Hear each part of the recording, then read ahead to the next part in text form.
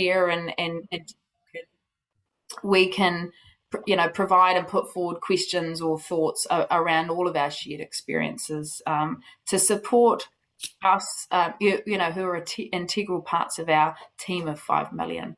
So without further ado, if I can ask our lovely Faye to say our karakia to appropriately start off our meeting. Lovely. Thanks so much, Anna. Lovely to see you all, to meet you all. I'm Faye. I'm part of Sean Lyon's team here in the sunny Hawke's Bay. And yeah, delighted to be working with Francis and Anna and Linda Marie, and of course, my colleague Fiona and Sean and Paulina today. So the karakia, he honere he kokorio ki te atua, he mangaronga ki te whenua, he whakaro paki na tangata katoa. Hanga e te atiha he naka hauhau, karoto katina o mātou. Whakatongi o te waira o te pū, he e whene, he o tōtu i o mātou. He akahoki, ina mahi, mo tenere rā. And this is saying, honour and glory, peace on earth, goodwill to all people. Let us open our hearts and our minds to the learning here today and embrace the togetherness of this learning experience, which is the perfect start. Yes. Back to you, yes. Anna. Oh, you're on mute. Kia ora, thank you, Faye. Peace is certainly, something that we've been attempting to establish, no doubt, in our whares. So it's great to point to that in our karakia, and may we have some peace in our discussions today, or find some peace, I should say. So like we were saying, the whole point of this, Sean and the team at Grow want to reach out and support everybody out there at the moment who are in supporting roles and playing integral roles as essential workers and essential people, and walking alongside Kiwis as they're doing the hard yards during COVID at the moment. So the idea is that there'll be information in here that is for you personally, in your whatever role you may play within your whānau, and supporting any young people that may be in your life, that may or may not be in your bubble. But this is also, of course, there's going to be nuggets in here for your practice and the work that you do alongside clients. So and you will have, no doubt, beautiful, rich examples and suggestions that you can add forward, so we can make this as interactive as we can after our speakers have had some time to share some of their wisdom. So without ado, I'll introduce our panel for today, who are going to be talking. So firstly, we've got Punima, who is a play therapist and founder of PlaySense. Punima is trained in a Lego-based therapy. That sounds absolutely phenomenal. Yeah. She works with children, young people and adults with complex psychological challenges and difficult life experiences. She's trained in child development, attachment, as well as using and understanding play as a child's natural form of expression and communication. Her specialties include working with challenging behaviour, intellectual disability, autism, ADHD, and Asperger's syndrome. And Punima offers strategies, tips, and play and creativity in terms of ideas of supporting young people and families. Lynn Marie Amersfoot is the Director of Development at the phenomenal Parenting Place. I will put my hand up, having attended the Parenting Place before. Love it. She combines clinical and research experience with her passion for supporting families to have strong and loving relationships that ultimately promote positive outcomes across generations. Her PhD explored how various parenting strategies alongside children's different temperaments promoted or hindered children's attempts to achieve their goals, and how this was associated with early school adjustment. Last but not least, we have the wonderful character that I got to meet last week, that is Francis Jameson. He's a psychotherapist who has worked in high schools, works in private practice, and has trained others in suicide prevention.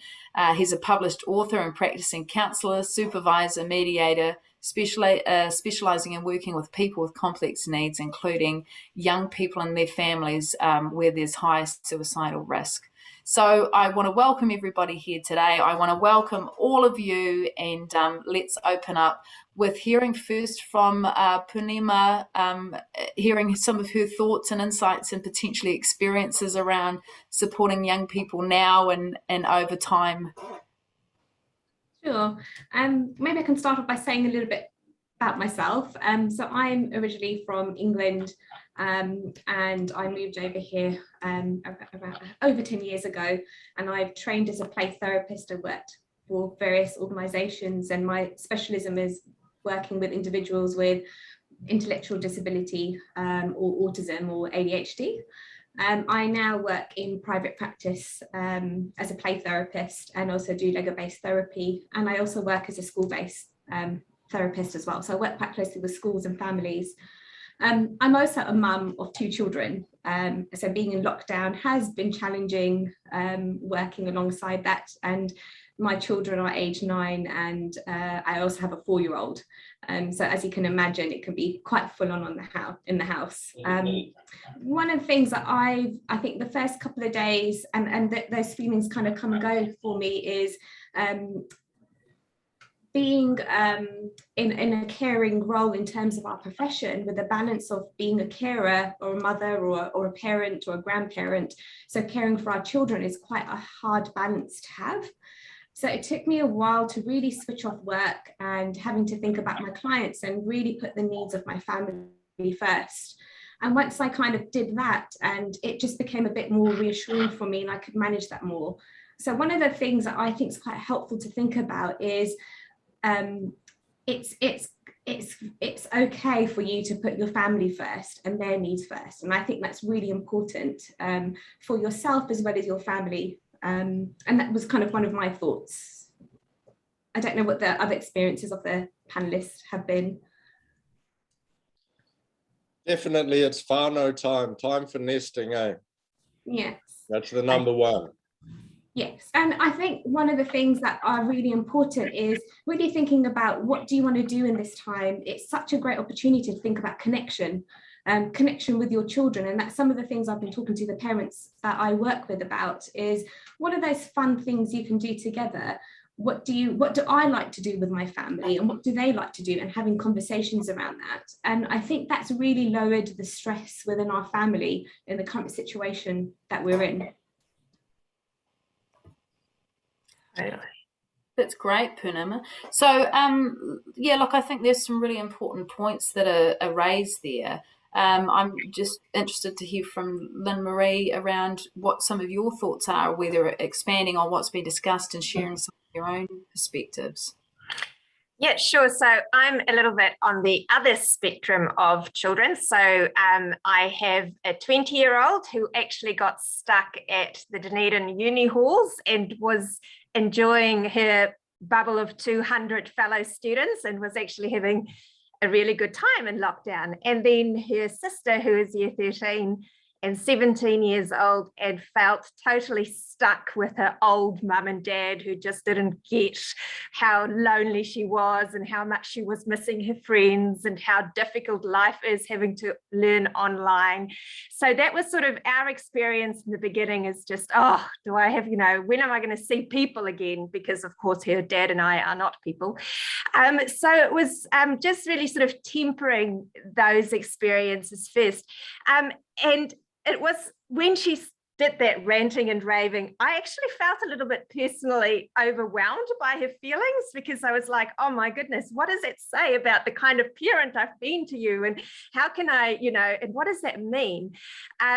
So it was sort of me just taking a little bit of a breath. I have to admit, it was not my first instinct to stop and breathe and deal with her emotions. My first instinct was to really defend myself and tell her that I actually do know how to send a Snapchat.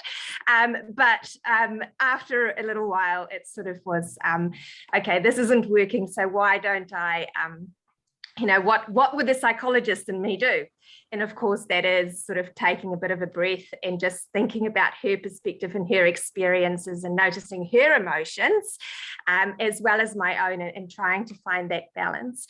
So that was just really important for me to continue to do that, because of course, we do it once and then it works brilliantly. And for some reason, we don't think to do it again and again and again. So it's sort of a constant reminder to do that with ourselves, is to continue to check in with ourselves and making sure that we can manage our own emotions so that we can manage the emotions of those around us, really. And then the second thing for her was after about a week, I don't know why it takes so long for me to clue in on these signals. But after a week, I realized that her online schooling wasn't going very well, and her mood was dropping as well. And I realized that she was doing all her schooling and all her social media things and all her reading or whatever, all in her bedroom. And there wasn't a separation between work where you work and play where you play. And it's strange because I work in a study away from the family when I'm working, and then, go out and mingle with everyone. But for some reason, I didn't think of doing that with her. And the moment we did that, a couple of days later, she was on top of everything. She was more organized. So that's sort of my second tip, is to just really, family time is family time, playtime is playtime, work time is work time, and to separate those physically in your house as well. It's actually really good for our brains, I think. Worked for us. I think also schedules worked really well, having a routine. We put together a visual schedule, and that worked really well with my 4-year-old, and he could choose what activities he wanted to do. And then I can do work around some of those activities that I knew that he would be independent with, and then some things he would need me for. And there's lots of examples of routines that you can get off the internet that you can, or you can draw one up yourself. And it gives children and young people a sense of control and power when they know what's happening throughout the day. And I knew it was something I needed too. So that would be my tip, is introduce a schedule, or and get your children involved in doing a visual schedule too. That's awesome. Thanks, Pina. Francis, what are some of your thoughts around your experiences and some of your wisdom around managing family systems and protecting relationships during this trying time? I'm very lucky because I have a 19-year-old staying with me who is incredibly self-sufficient. He's a beautiful beast, a very gentle soul, loves peace, plays wicked guitar. So I don't really have to do much. But it's a really good thing. So we make music together. We've done things like built a lot of garden paths. We've been surf casting off the beach. Don't tell anyone that. But it's sort of a very quiet beach and there's no one else there. It's just really functional time. We know when we need space from each other. We know when we can join up and do some music or do some cooking or eating, or dare I say, have the odd beer. It's just a very gentle time. The thing I'm really realizing as an add-on to that, it's an excellent time to connect up with other family through Skype and Zoom that often you wouldn't normally connect up with. So in fact, we're building better relationships with people that we haven't seen for months on end through lockdown, and actually working on extended whānau and making much more connection there. So we're in a really good kind of funk at the moment. I know my teenager's sick of it. He wants to get out of here. I'm trying to figure out ways to make him stay, which will ultimately fail. So I think it's just about very much meeting your kids where their needs are at. And you know your kids better than anyone else does. And being able to step into their shoes, know how they're feeling, being a team leader, but also letting them team lead sometimes, concentrating on having lots of fun, and also space as well, knowing when they need space and also when you need time out. Really important to be able to have that. If you have a partner, playing tag, all of that sort of thing. That's excellent. Hey, look, I just wanted to raise, there's a couple of things that I think would be lovely to think about, and really encouraging all you guys out there listening to contribute with your thoughts or your questions. But personally, being someone who, last week there was some discussion after me disclosing sort of the ups and downs and people talking about periods of time when, they're absolutely losing control of their emotions in front of their young people, those moments where we become so frazzled that we do really dysregulate, and that's done, quite openly in front of our kids, and how we come back from that. And some of that tension that can come through families as that emotional, I suppose, scene in the house is shifting. And, because it's lovely to hear, some of the people that have been able to have this beautiful time to connect, but there'll be those of you out there who have been working their usual 8-hour days because they couldn't get away from it and were constantly in front of team meetings or clients or whatever it might be. we're actually trying to manage what was going on with the young people in the house was almost impossible. So I'd love to hear from the panelists around, when those dynamics start to become really challenging and that tension's there, whether it's between the adults in the house or the adults and the kids or whatever it might be. What are some of your suggestions for managing that and running at that? Normalizing it. I mean, challenges like that in homes are completely normal. Certainly not having them feel bad that this is going on, but stepping into their shoes, feeling their frustrations, being able to know what it's like for them, and to be able to respond from an adult space, but also allowing your own inner child to feel what they're feeling. Empathy is really, really important. So just finding ways to hold that space, hear them out, maybe talk about some of your struggles as well, and then moving back to a place of calm, moving back to something where you're either doing something together or you're aware that you need some space from each other, but just treating that as a normal function of family and reminding everyone that you're going to be okay. Yeah, because that's brilliant. I think feeling guilt is absolutely the bane of being an adult involved in the lives of young people, right? So, Purnima and Lynn Marie, what are some of your thoughts? I think for me, one of the thoughts that I was thinking from the adult's perspective is thinking about what feelings you have. What happens to you when you're angry? How do you feel in your body? It might be helpful for you to just step back and have a body scan of yourself. Is it that you feel quite hot? Does your heart start beating really fast?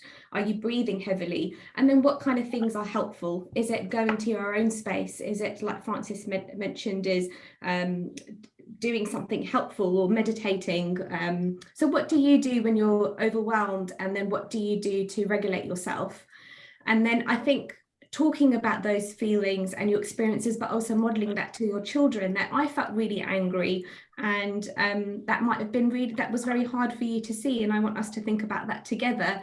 What I find really helpful when I feel this way is doing this. Like, for example, for me, I think it was the third or fourth day lockdown, but then I found that quite overwhelming. I had a day where I woke up quite overwhelmed, and I have feelings like that through different periods of lockdown. But one of the things that I found quite helpful was I created a kind of reflection space which my children use, and I go into that space and I sit there reading a book, looking out the window, and I have a few sensory stuff which helps ground us, and that's been really helpful for the children too.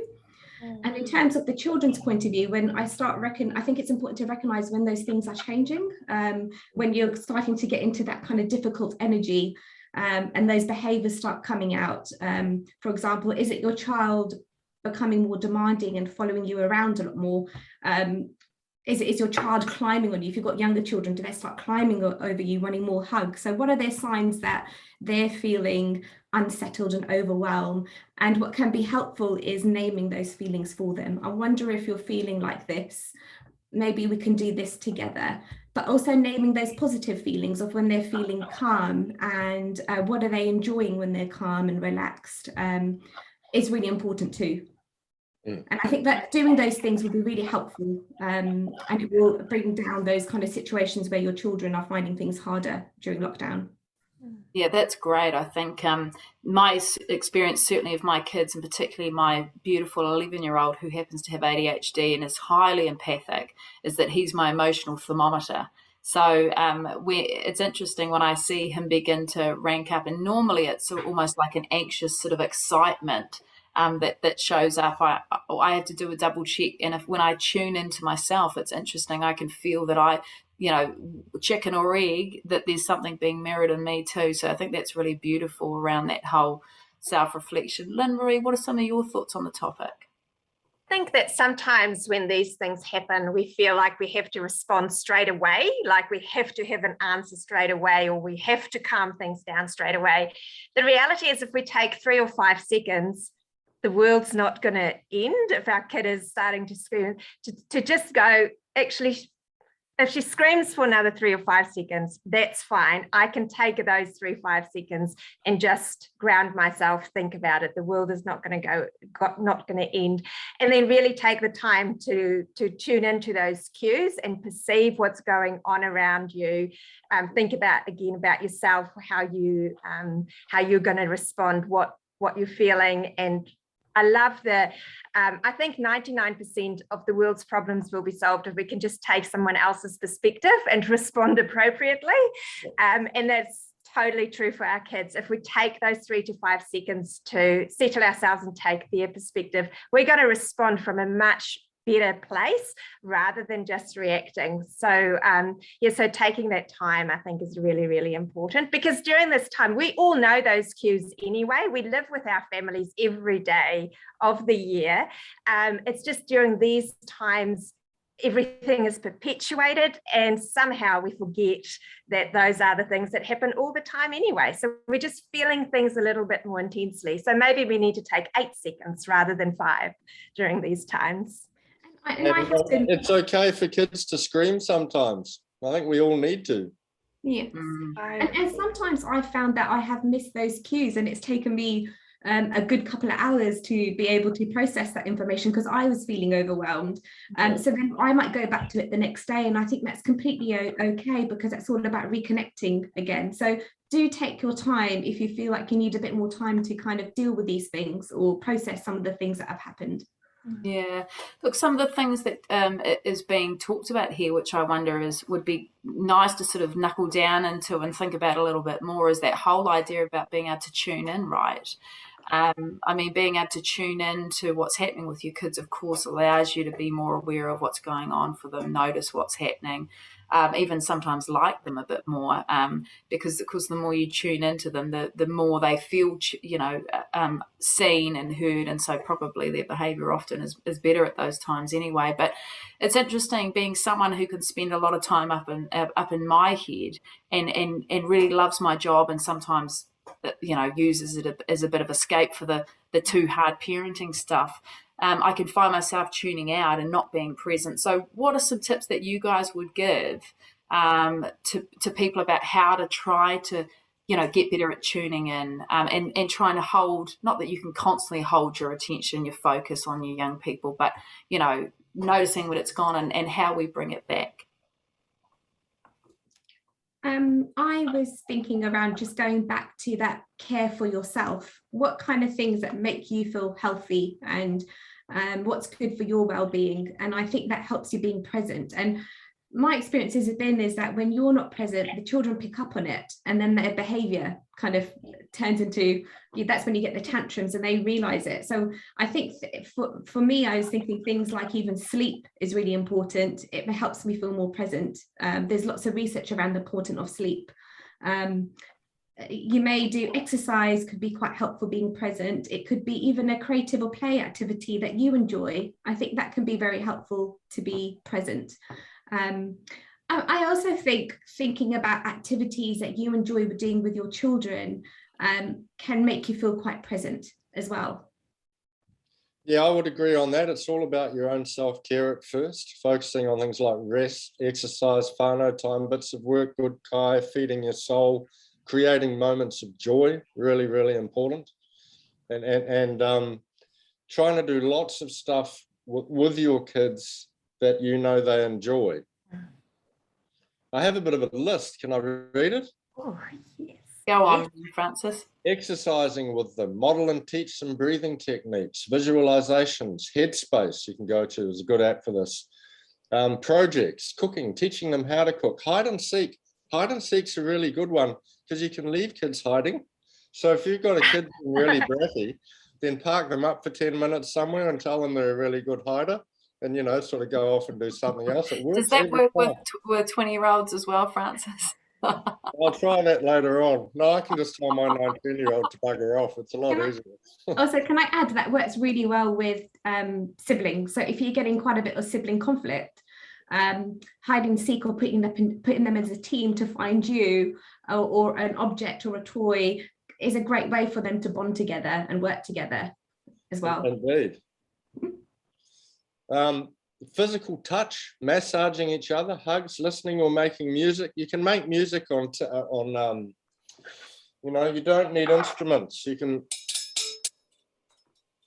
do anything. You can set all the stuff up in the kitchen like glasses, and you can even get one of these. I know it's not quite 5 o'clock. Drinking on the job. No, I won't do that. All sorts of things, concerts, dress-ups, dancing, singing, charades, computer games. Let them win a lot. Pets, makeup, build forts in the living room. Bring stuffed toys to life. This guy here is a real gem.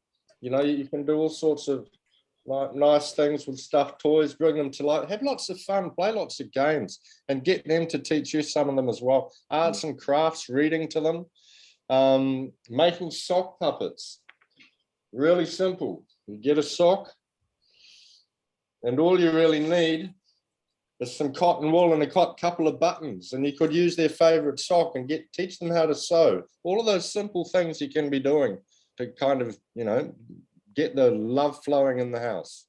I was just going to say, just pointing out what Susan said with her adult children. I think it's really cool, and that whole sense of when she's in a state of stress and her kids are struggling, she lets them know that she's not, you know, by the looks of it, able at that point in time to help them, but that she'll be there, and lets them know that she'll mentally connect when she's able to. And I think that's really important, isn't it? Sort of letting kids know that even when we have to step away, that we haven't gone completely.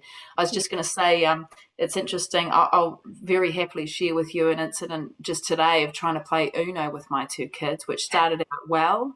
There was a little bit of, you know, sort of excited energy and rambunctiousness that started to escalate, and then quickly turned into tears and people getting upset about, you know, poorly played Uno hands and all the rest of it, and to the point where there was quite a lot of discord. And you know, it was interesting because I had to catch myself in that moment and be like, right, I'm yelling, the kids are yelling, we're all, you know, the tension's high, stress is high, and sat down with them and literally talked them through what was going on, and the fact that we needed to work together to bring down that level of stress. And it was as much for me as anything, and did some deep breathing, you know, and I talked about it last week, just about, you know, something I use all the time, just connecting into that oxytocin releasing point, and just breathing into it and trying to work on sort of eliciting that relaxation response through breathing. But it was beautiful. And I think it's that whole, you know, what Susan's saying,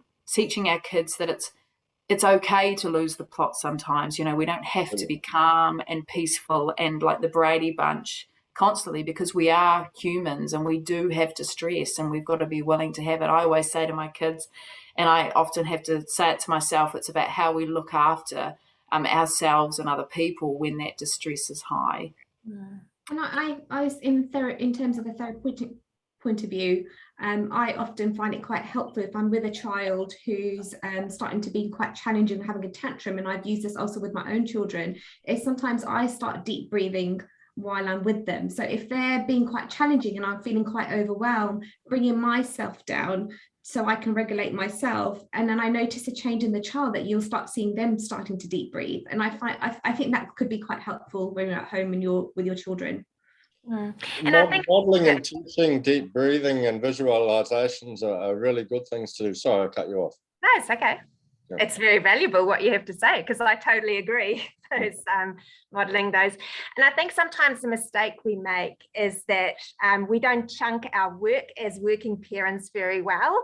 And we know that if we can check in with our kids every 20 to 30 minutes for just a minute or two, we're going to tie them over much better, especially if we've set them up in an activity. But we also don't take care of ourselves in that same way. So we end up working for 2 or 3 hours, so that by the time that we're finished, we're totally exhausted, we have nothing left, and then we walk into the family room where the cat has been pinned to the wall and the puzzles are all over the floor and it's just chaos. But if we can chunk ourselves and pace ourselves a little bit better, we're going to take care of ourselves, and we're going to have the resources, you know, to deal with whatever awaits us on the other side of this study door. So just really, checking in with our kids often and making sure that we don't exhaust ourselves before we need to deal with the kids either, I think is really important. Yeah, that's great. And look, one thing that I just wanted to think about, and I really want to put a massive shout out to anyone that's looking after young people or not so young people on their own, because single parenting at this time must be one of the hardest things to do as a parent during COVID. I wanted to ask a question out there for those of you who may not be single parenting. When you have got another adult in the house that you're attempting to run at, being at the helm of the ship and leading it, and you're just not on the same page, perhaps like in my case, you have a laid back husband that's not so great at scheduling or organising or sticking to any sort of a routine, but likes to fly by their pants, or whatever the case may be, someone that's not great at picking up the slack. What are your suggestions in that and that sort of teamwork that would be great to establish? Me and my husband, so my husband's working full time, and I've kind of been working a little bit in between, but I've been mainly with the children. But there are times that I'm burnt out or exhausted or needing some time to myself, and I communicate it.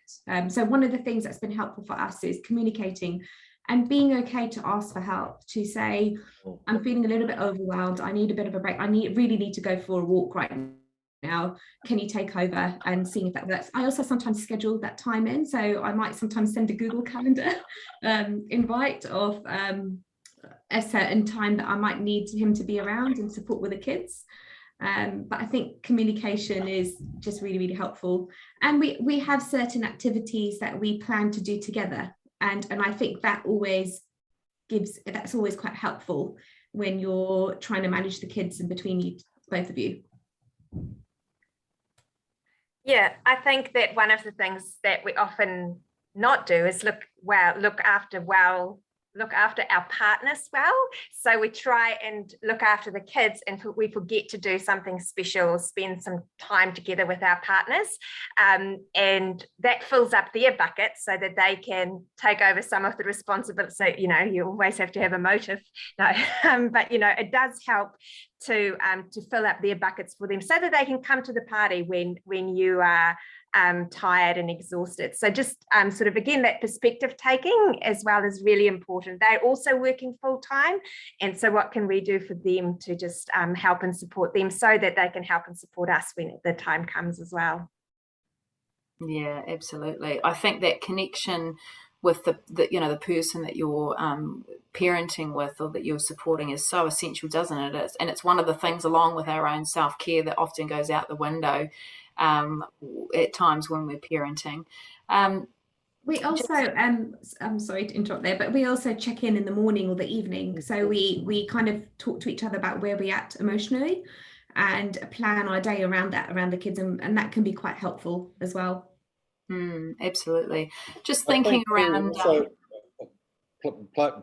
Playing on people's strengths, like each partner will have different things they can offer the day, and they may not be the same. So identifying what might be useful from each people's things that they're really good at doing and enjoying at doing, that they can bring to the party.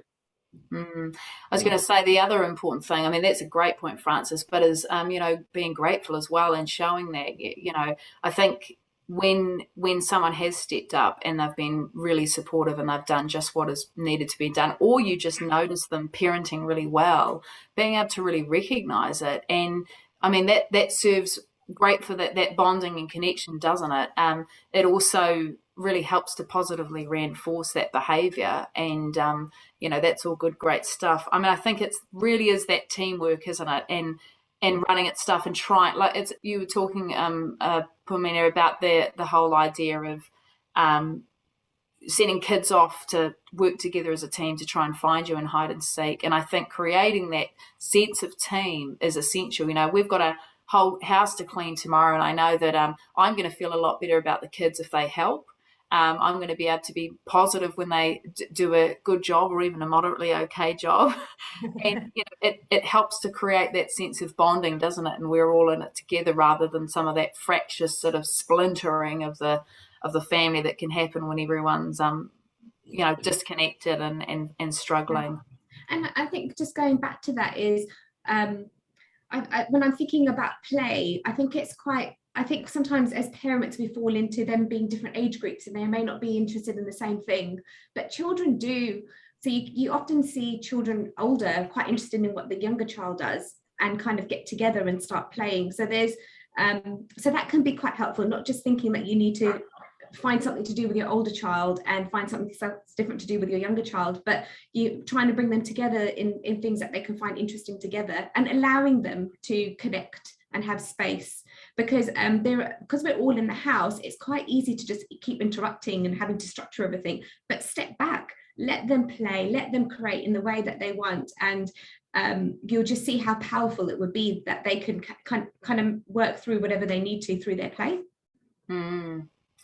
I'm just thinking, I'm not sure if anyone has any young people that they're connected to who perhaps are teenagers more and struggling with lockdowns. I'm aware that, you know, there have been some young people in some of the different lockdowns that we've had that maybe struggle to stick to the rules, that find themselves sort of breaking some of those, both maybe the lockdown rules and the rules that may sit around the household around, you know, going out and connecting up with friends or,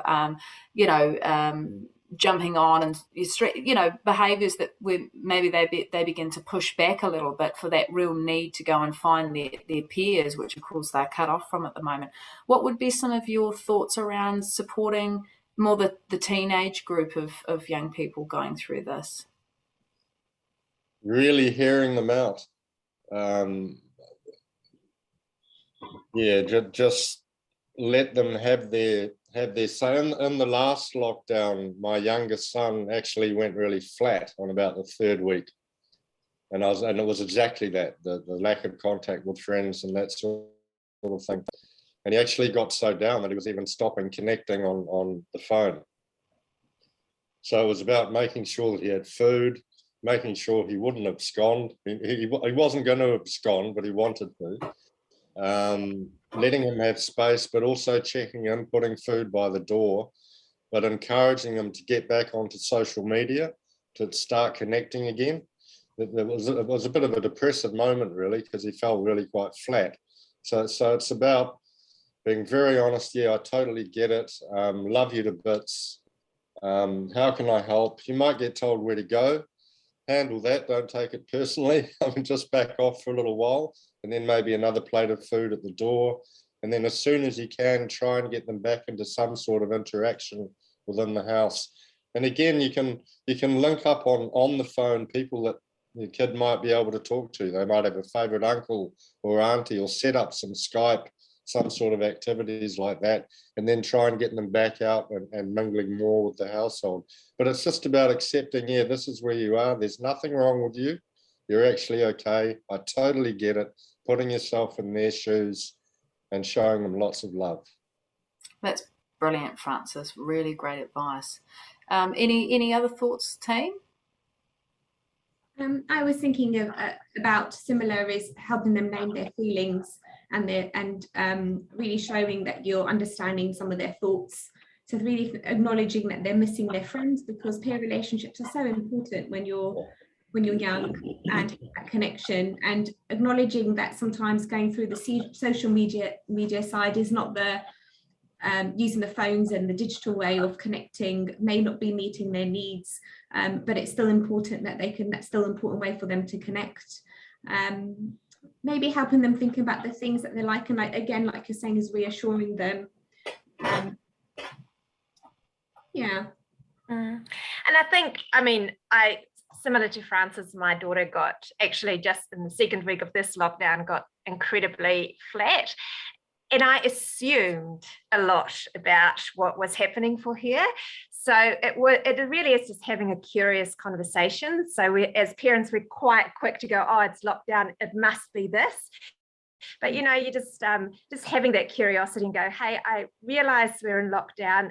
It could be why you're flat, but maybe that something else happened. And it ended up being that it was sort of lockdown, but it was more to do with something that someone had said on his social media. And if I had gone straight in with, yes, lockdown is so hard, it's horrible, I'm so sorry, but I never would have gotten that piece of information. So it is really just very important to not assume and just have that naive inquirer kind of conversation with them, and then giving them the space and time to reflect and answer. And if it is lockdown, maybe getting them to write down what they're looking forward to doing after lockdown, making some plans, something special. You know, we know lockdown is not going to last forever.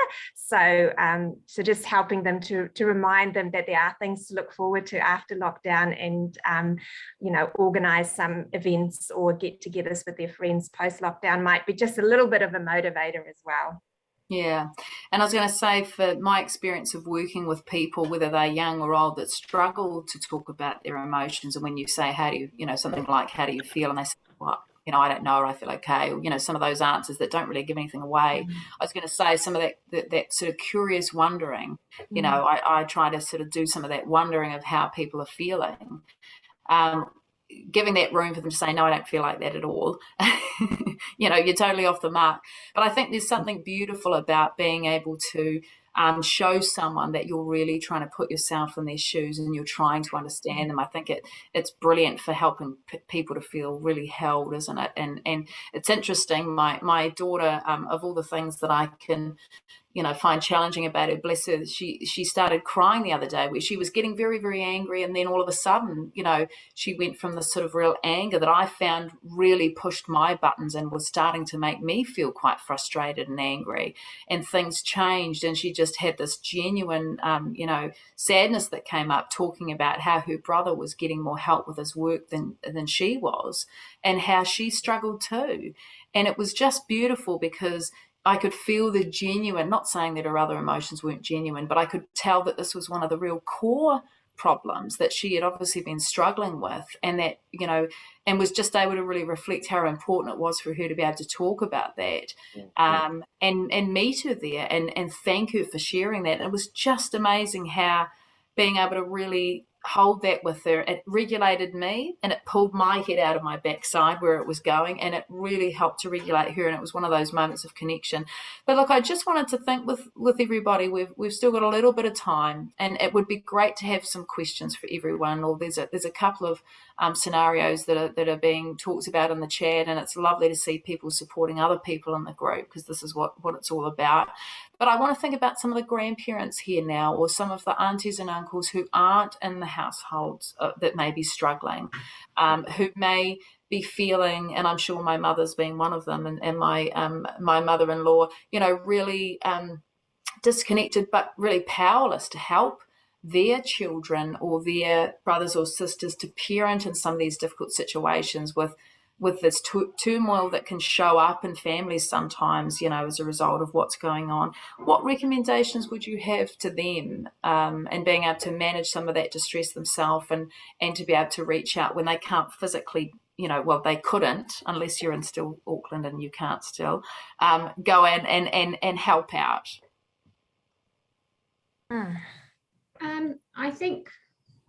I think if we're thinking about family members and grandparents, I found it quite helpful to think about ways that they connect, that they can still keep that connection going between them and their bond. So that might be through phone calls or videos or sending photos.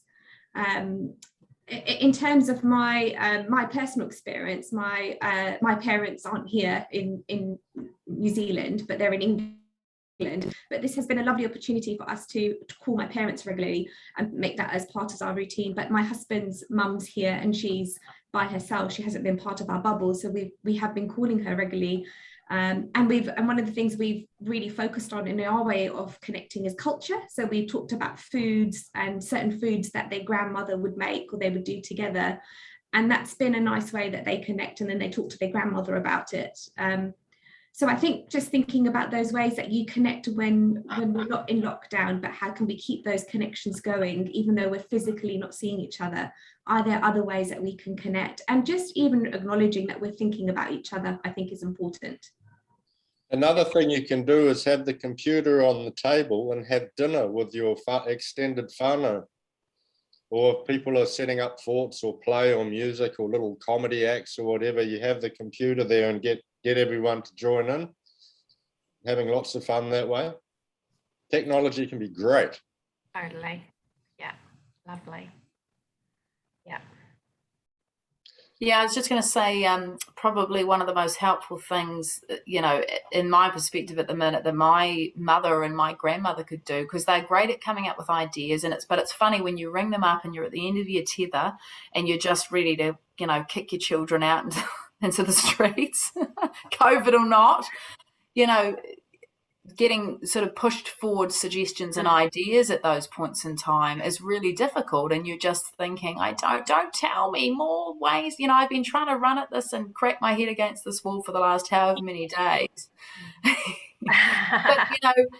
But something that I think could be really helpful is just that normalizing, for whether you're talking to your sister or you're speaking to your daughter or whoever it might be, normalizing some of that. I just jumped off my one-to-one with our general manager, and I was telling him about the Uno situation today, and it was wonderful because he said to me, do you know what, we have the same thing every day, as it's time to sit down in front of the TV and the kids arguing about where they sit. It's really, so, and I was just like, oh, thank God, because you do assume that yours is the most dysfunctional family and you are the worst parent and everyone else has got themselves sorted and living the white picket fence life. So I think there's something really beautiful about hearing and normalizing those struggles. Because my experience as a parent, but also working with parents, is that the stories that we tell ourselves in our heads about how we're doing, what sort of parents we are. I know for me that, I have this lovely anxious voice that likes to tell me how much damage I'm inflicting on my kids, and that I need to be saving for their future therapy sessions. We have to do just enough damage to make them interesting, though, eh? Absolutely, yeah. So, I think normalizing some of that's so important, isn't it? And being able to have these sort of open conversations with other adults. And I think it's really, as adults, we're not very good. Well, as parents, we're not very good at telling others what we need. And my mum is a total problem solver. So I, in the first lockdown, just stopped ringing her because I actually didn't need her to solve any of my problems. I know how to, but what I needed from her was to tell me that it's going to be okay, that she understands that I'm frustrated. Just what I want to do for my kids, I needed my mum to do for me. So this lockdown, I rang and I said, okay, so I'm going to ring you now and again, but this is what you need to say to me when I ring you, because this is what I actually need from you. So we have to give ourselves permission to tell others, the other adults in our lives, what we need at different times, so that they know and so that we can get it from them. So really, I think that's, if you're going to lean on people for support, they need to know how to support you, and they're not going to know unless you tell them. Yeah. And I think it's okay as well sometimes to tell our kids what we need. When I had a particularly really flat morning and found myself, I was in bed and I just didn't want to get up, and my daughter came through and had this beautiful empathy. And she said, I'll look after you, Mum. I'll go and get you a cup of tea. And do you know what? I just let her jump into that role for a little bit. And I think it was because I was able to tell her how much it meant to me and how much better it made me feel. And that really helped her to feel that she could be a really, essential person in my life, and be able to do something really lovely for me, and be mature and caring as well. So I think sometimes we can try and communicate some of that stuff to our kids, right? Help them to feel a bit more mature and responsible for what's going on. Totally. What a lovely idea. Could I go down a slightly different path just for 1 minute? You can do that. Having been working in schools for nearly 30 years, often I was working with kids in crisis and families in crisis. So I just want to give a shout out to families that are really going through it. If their kids are really, really struggling with mental health issues, please be sure you have a good team of people outside of the home that you've got support from. Know your local DHB crisis line numbers. Involve school counsellors, involve any other groups that can help you out. And also, if it's a real emergency, dial 111. I know that sounds pretty heavy, but they are the quickest to respond in lockdown. I've experienced that between DHBs and OT and police. Police will get there first. So have a written down a list of who you're going to ring if there's really critical stuff going on in your house. Very important, because when that sort of stuff happens, often you can feel overwhelmed and forget what to do. So have those lists somewhere near your phone, not where your kid can see them, but have it all there. So if anything kicks off, you've got external support, and encourage your kids to use external support, like school guidance counsellors who are online, or Lifeline or Youthline or any other groups, and encourage them if it works for them. Remind them that they're out there. Yeah, absolutely. I was just going to say something that my husband and I resort to sometimes when it's been an extra hard day and we find ourselves talking about how amazing it would have been if we'd chosen not to have children, which you always know when you get to that point, you're absolutely burning out, which I think a lot of us can find ourselves doing, particularly at this time, is that we use humour and we do joke about, the kids. We'll compare them to, which international dictators they remind us of, or, laugh about their behavior, and sometimes, don't get me wrong, and not a particularly nice way that we'd want them to know about, but it just helps to lighten it up. But the other thing that it helps it to do is that it helps to bring us together, because I think that driving a wedge between the two of you is one of the biggest challenges when you've got someone else that you're trying to parent with or look after kids with. And I think if you can protect that bond with the other person or the other people in your life, that where you're trying to support these young people, everyone's better off because you feel supported. So that's just my tip: have a bloody great laugh at their expense, not necessarily in front of them. Unless you want World War III, but behind closed doors, and it just can help to lighten things up. And as well, looking at things you love about them. So as much as my daughter, for example, or my son drive me nuts, I can always look at their little faces and Molly's little bum chin, and it can melt me. So what are the parts of our children? You'll get you for that. Huh? You'll get you for that. Yeah, I know. Well, it's the ginger ninjas and the bumchin brigade in our family. We're split 50-50 in the genetic features.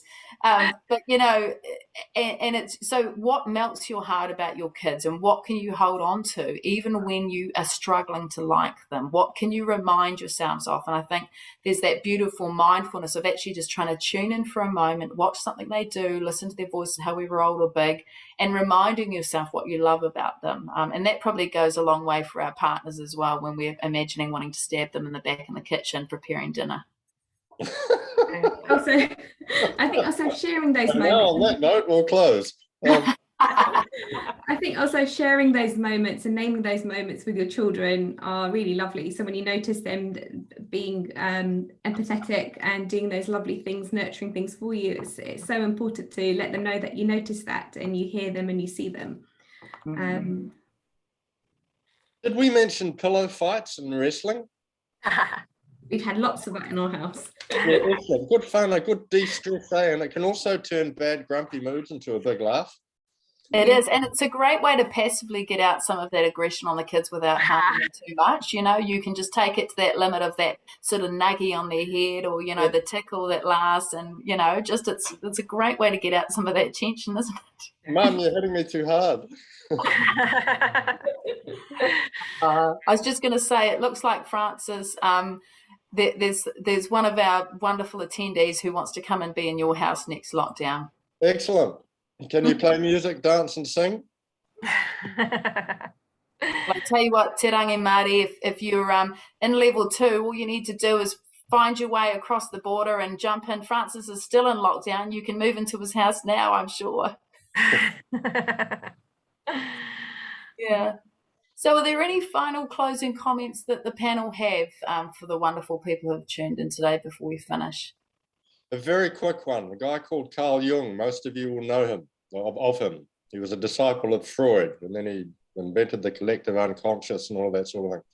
He had a castle next to a lake, and he had at the bottom, the whole of the bottom was his playroom, and he used to crawl around the playroom painting with his left hand, which got him in touch with his inner child. He called it the inner child. I think it's a really good concept in lockdown for us to be able to find our inner child, nurture our inner child, have fun with our inner child, and at times join our kids on that inner child level and be children ourselves.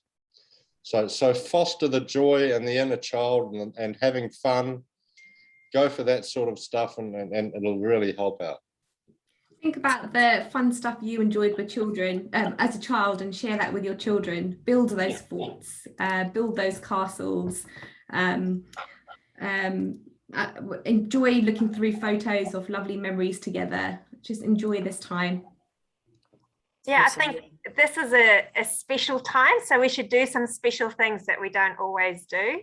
So we should have special dinners, we should have special family get-togethers, you know, in your bubble. You should have special foods. You should have dinner that starts with dessert and finish with steak or whatever, you know, and just do special things that that foster that connection, and so that you end up being the thermostat for your family rather than the thermometer that always reacts. You can actually set the temperature, and so if you can do that, then I think everything's sweet. Yeah, and I was going to say, my little tips, and mind you, I'm the host, but I'm obviously putting in a little bit of input myself as well, is, you know, allow there to be the beautiful steak dinners and the lovely experiences and the singing and the, you know, castle making or whatever it is, and be okay that the next day it all blows up in your face and it's difficult, and you know, let that be part of the process that we're all in. But the other thing is, I always say to people, you know, having children in our life, in whatever way they come out, they come into our life, whether we have them ourselves or we end up fostering them, or we're fun-eyeing them, or whatever it might be, is really can either make or break us as adults.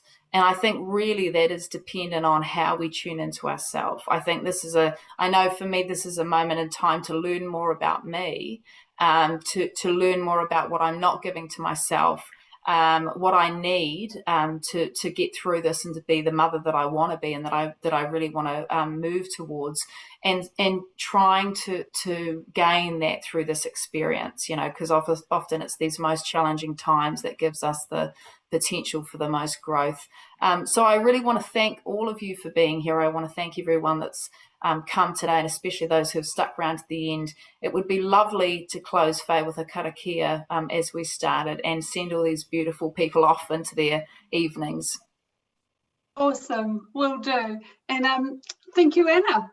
Great host tonight. And yeah, fantastic session, everyone. It really was. Awesome. Kia kia, karakia. Onehea, onehea, onehea, ki te uru tapanui, kia waitia, kia mama, titiana, tiwaira, I aria taikata, ko ere e rongo, whakaria ake karanga, ki tena, tena, huia e, taiki e. Take care. And this is a draw on, draw on, draw on, draw on the supreme sacredness to clear, to free the heart, the body, and the spirit of mankind. Draw us together, affirm, going forward. Kia ora, everybody. You've all deserved something wonderful after this. You've survived the last hour. You're surviving lockdown, whether you're still in level 4 or level 2. Take care of yourselves, and we'll catch you at the next event. Ka kite. Peace. Kia ora.